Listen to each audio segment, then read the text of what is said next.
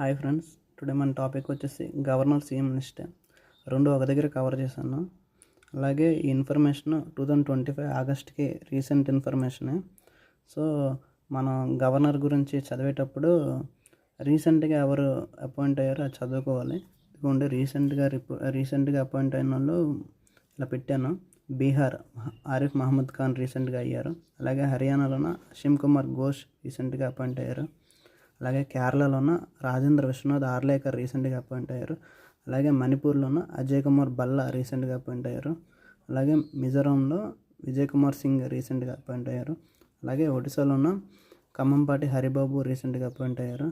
So ఇది రీసెంట్గా appoint అయింది. మ్యాక్సిమం అడగచ్చు ఏదైనా ఎగ్జామ్లోన. సో మిగతావి చూడండి మీరేనే. నేను